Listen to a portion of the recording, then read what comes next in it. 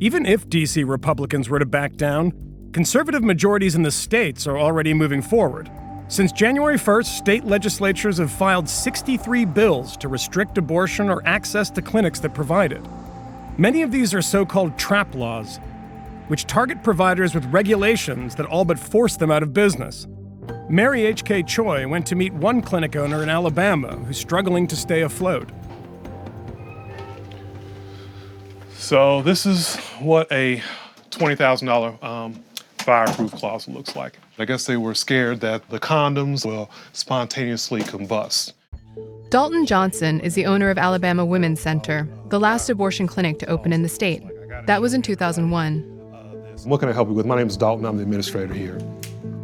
Johnson isn't a doctor. He graduated with an MBA in business but never imagined he'd own an abortion clinic. 15 years later, he's committed to the work, but he's had to go out of pocket to keep his doors open. His first clinic was here, a 2-story building in the heart of downtown. In 2014, the second floor posed a problem. Fire marshal came out and said, hey, this is nothing but your private office up here. You have basically 2 good exits with staircases. Hey, no problem. But the state wouldn't accept that. They said they didn't care what the fire marshal said.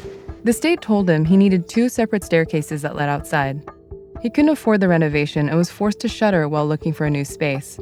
If your architect told you that it was prohibitively expensive, why didn't you get a second opinion? Because he was the only architect in the whole city that would even help me. Why?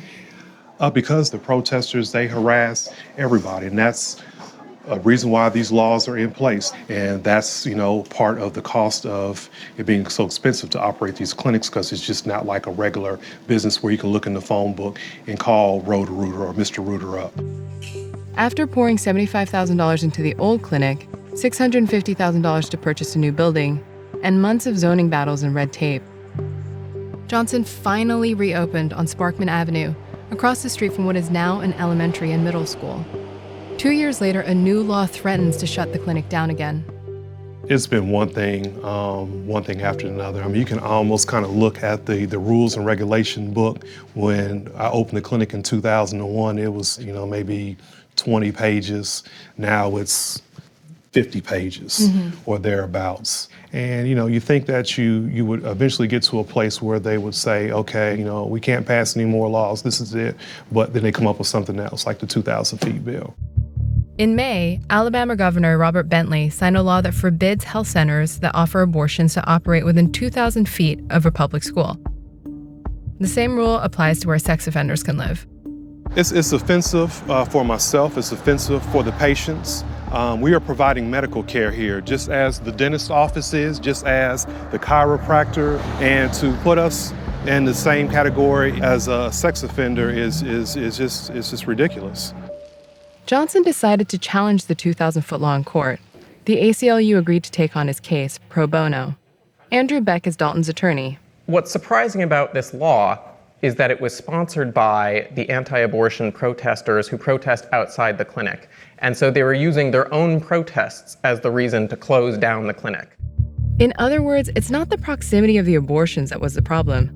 The protesters argued that the protests were disruptive to students. These folks just made our case that this is not the kind of spectacle you want in front of a public school.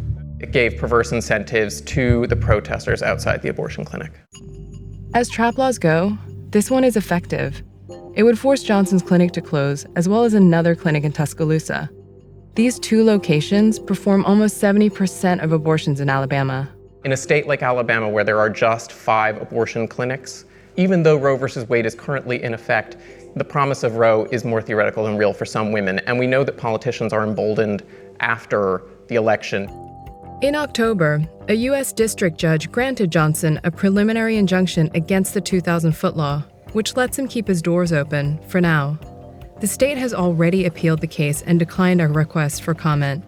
If Johnson is forced to close, he says he's not going to have the capital to try again. So what about this notion that abortion providers are in it for the money? It may be at one time, way before I got in it, but these clinics are just basically operating at the bare minimum. And they know that, and that's the reason why they're passing these laws to drive us out of business.